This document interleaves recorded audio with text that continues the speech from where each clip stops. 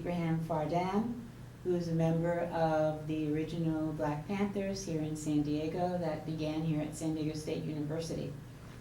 And Ibrahim, I'd like you to tell your story about how you got into the Black Panthers, who influenced you to join, and the story about what you were doing in the Black Panthers in those days. Okay, initially, I was a student here at San Diego State, and when Kenny Denman and another guy, I can't remember his last name, Floyd, they were in prison. And I always have said that they both of them had the gift of gab. They knew how to talk, and they talked their way out of prison onto the campus as students here at San Diego State. And I knew the Denmans. I knew Kenny. Kenny, I think, was like 4 years older than me. And then the next brother, Ephraim, we were the same year. And then Ronnie Denman was 1 year behind us. So I was already familiar with Kenny. And my connection with the Black Panthers at that time was basically, that was part of what we call the movement. We called it the movement in reference to the Black movement, because we were going, as African American / Black people, we were going through a transformation at that time. We were becoming aware of our history and our true identity. And so that's when I became aware of the Black Panthers. And my connection with them was in terms of being affiliated with them. And I became affiliated with them when some murders took place here in San Diego and also at the campus at the UCLA. And when the murders took place here in San Diego, some of the younger Panthers, they came to me and two of my brothers-in-law, and they needed counseling.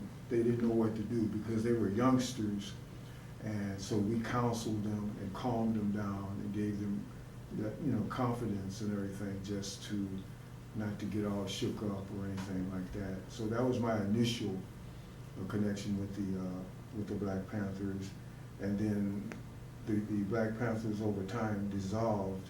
But when me and Henry Wallace, we came together like maybe 5, 6, 7 years ago and started working on restarting the original Black Panther Party. Mm-hmm. When you were counseling the young men, the teenagers or the young people, was that something you did more than once, or you just did that one time, or? It was like ongoing, because like I say, I always refer to that era as the movement, and there were different types of events that we had pertaining to the movement. And then where I lived at that time, that was kind of like the center where African American people lived at that time. Mm-hmm. It's referred to as the Stockton area, but it was adjacent to 30th and Imperial. Mm-hmm. And I've always told people that if you wanted trouble, you could find it at 30th and Imperial, if that's what you wanted. And I always make reference to one of my students. I was teaching at the Educational Cultural Complex, which is a part of the San Diego Community College District. One of my students was ex-military, and he told me, he said, "I don't feel right if I'm not fighting someone." And literally within 3 months of that time, I looked at the newspaper, and he had gotten into a fight at 30th and Imperial, and then he ran to get away from it, but whoever he was fighting caught him, and they stabbed him and killed him around the corner from 30th and Imperial. But so, as I said, if you wanted trouble, you could find it there, but if you respected people, they respected you. But if you wanted trouble, you wouldn't have to look any further. And then you moved to the Bay Area? Yes, And were you in the Panthers up there, or you knew Bobby Seale? Or? Well, when I moved up to the Bay Area, they had, the Panthers would have meetings it was a park up there. And I can't remember if it was in Richmond or if it was in West Oakland, because that's, that was way back in 69, 70s. And I can't remember exactly where it was, but it was up there. And the Panthers, they had a lot of respect because they were doing positive things up there. And down here, what caught my attention down here is Henry Wallace's uncle, Walter Wallace. He lived like two blocks from where I live, and I saw how he and other brothers that became Panthers, how they became more motivated and purpose-driven to do something constructive and positive, and that made an impression on me, and I connected it with what we were referring to as the movement.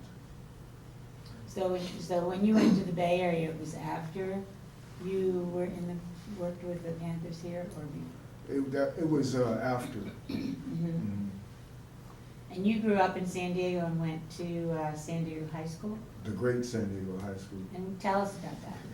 Okay, that was a great experience, and the reason I call it the great San Diego High School, it's the oldest high school in San Diego. It was established in 1896.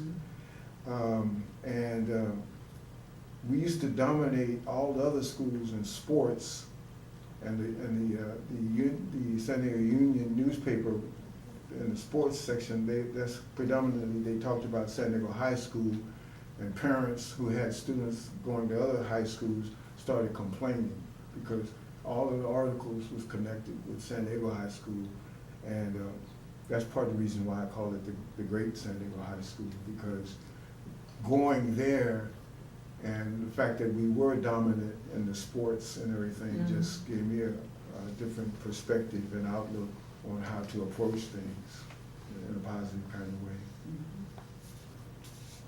Then you were, when you were a teenager, you talk about the police violence in your community. Okay, initially, my first contact with police, I was 7, and it was me and maybe 2 other guys. We were playing, and a police officer drove up and got out of his car and walked over to us. Said, "Do you guys like sodas?" And we said, "Yes." "Come on." So he took us down to the corner, and there was a soda shop down there. Took us in there, bought each one of us a soda. The people that owned the store and everybody in there was just smiling because it was like that was like a positive connection, and that was my first connection with the police. But when the movement started, they had and this was even before they had the riots in Watts and other parts of the country. But when that movement started, the police approached us differently. And I always say that I couldn't walk a block and a half from where I lived at without getting stopped by the police. They would stop me, "What's your name?" And then they had a book in their police car, and they would thumb through there to see if my picture was already in there. And that used to irk me, not being able to walk more than literally a block and a half from where I live without getting stopped. And I always remember one time, one of them stopped me and then asked me, did I like girls? And I'm wondering, what should I say? I didn't know what to say, but that was really irking me and everything. But also, back then, we used to fight the police. So they could irk you or irk me, whatever, but eventually there would be fisticuffs if necessary, because that's how we were at 30th and Imperial. We would fight them. Excuse me. Were you ever in that book of photos, or they didn't show it to you? I was in there, and the reason that I know that I was in there is when at Lincoln High School had a walkout. The students wanted them to change the menu at the school. They wanted what was referred to as soul food at on the menu.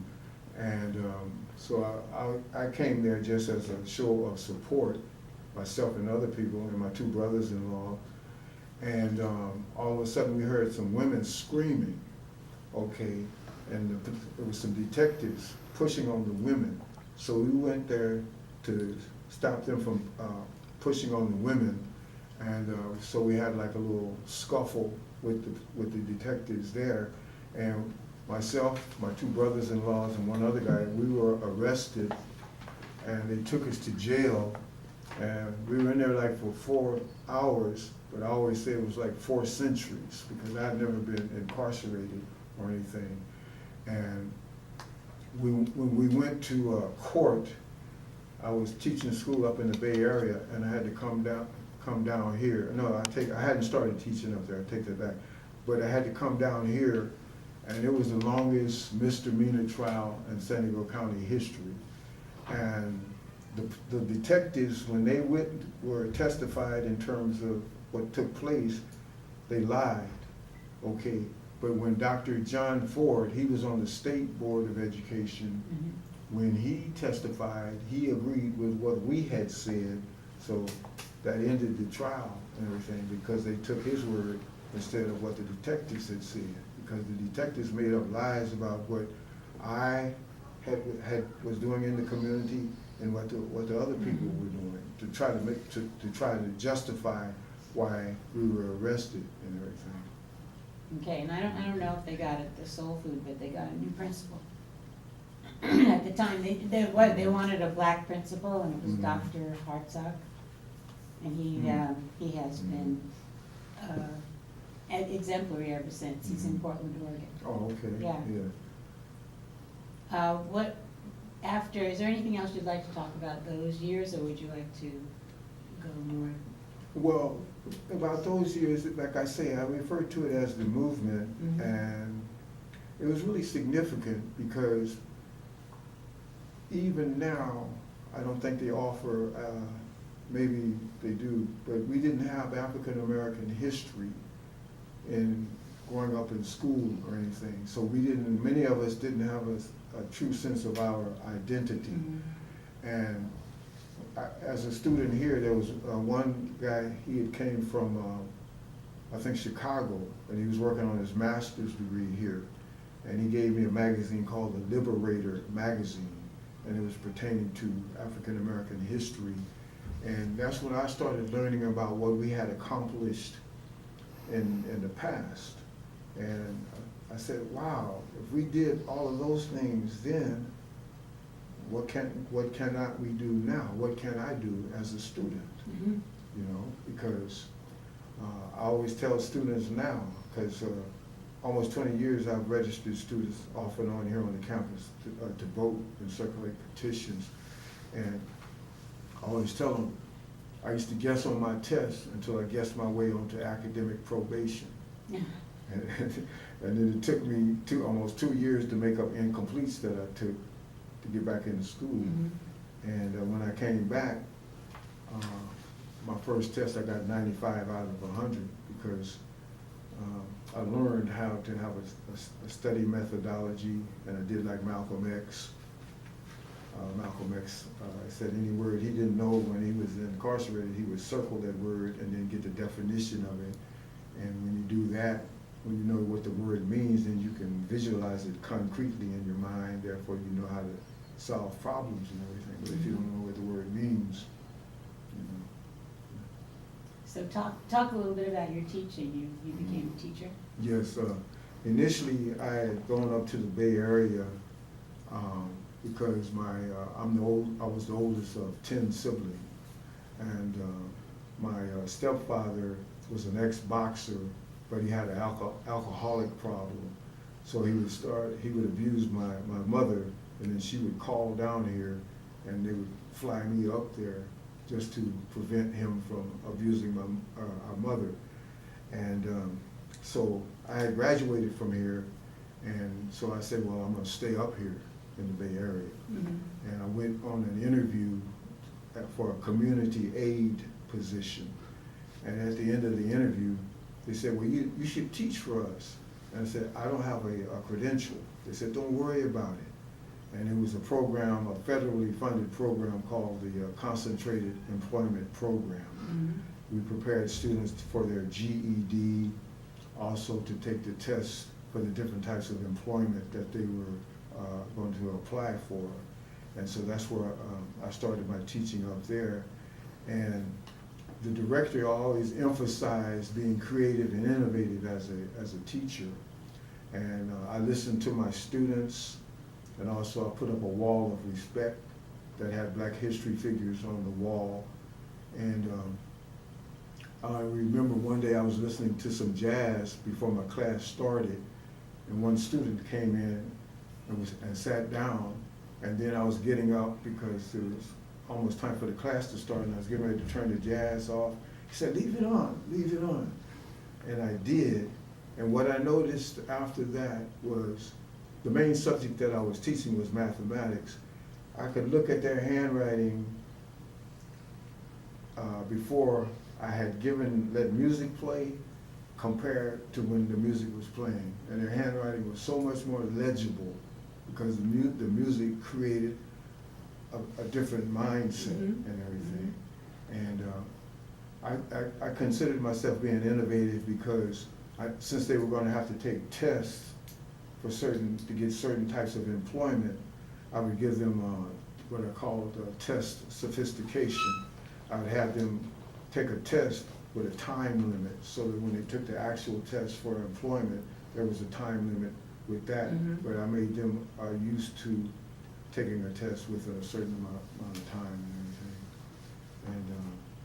And my lesson plans received accolades from the University of California at Berkeley. Wonderful. So when did you come back here or move down here? I moved back down here in around 75. My step-grandfather, he passed away, and I came down here for the funeral. And I was getting ready to go back up to the Bay Area. And I was raised, even though I was the oldest of 10 siblings, I was raised by my grandmother and my step-grandfather.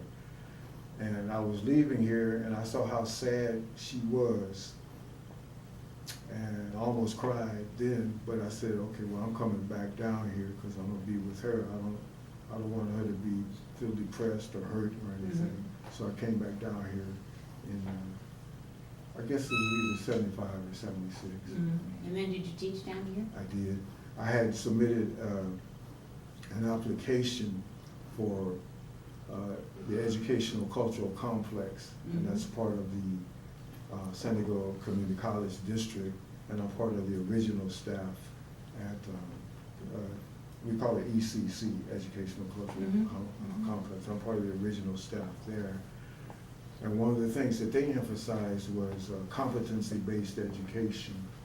And that really was significant because that way you can help each student master the subjects when you use competency-based education. And I've always mentioned when I say that, I've noticed that generally in a K through 12 education, when something works, it disappears.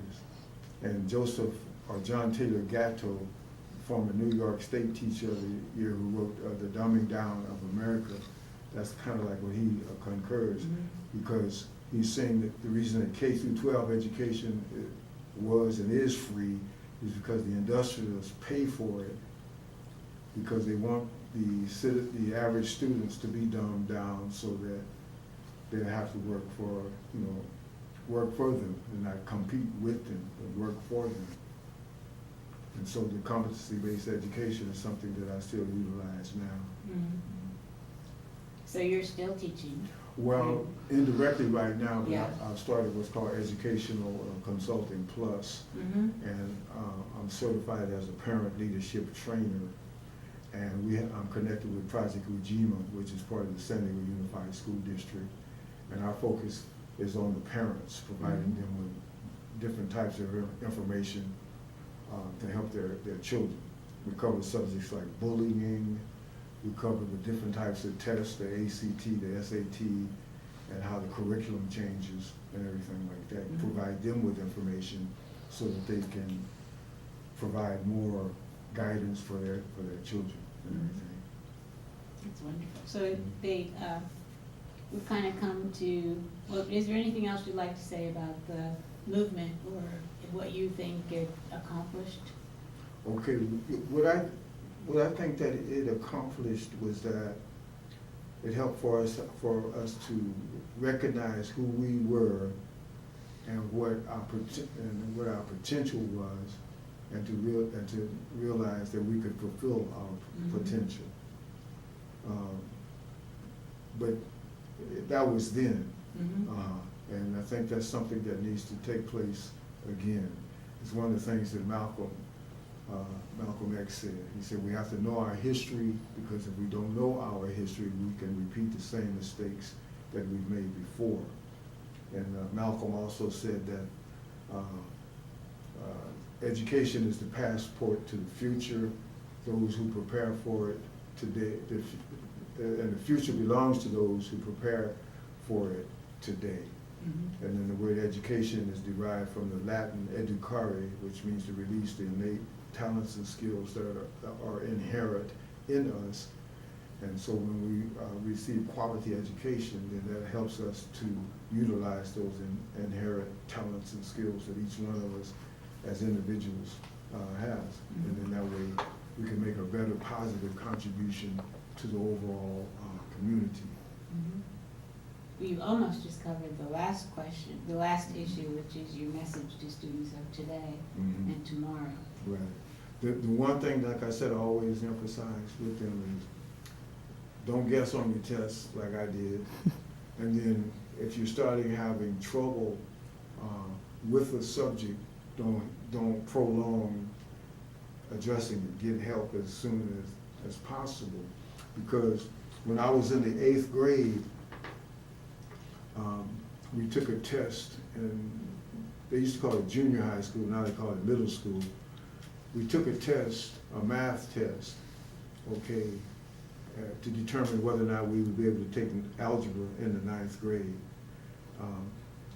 And at the school that I attended, which was Memorial Junior High School, only 3 African-American students passed the test, myself and 2 other students. One of the students, his dad was an engineer, and the other one was probably had a lot of skills as well. And since I was raised by my grandparents, my grandmother dropped out of school at the age of 13, and my step-grandfather had to drop out at the age of 10 because his father passed away, and so he had to drop out to start going to work at that young age. So I subconsciously assumed that they couldn't help me with the algebra, and so I was having problems with the algebra, so I dropped out of the class.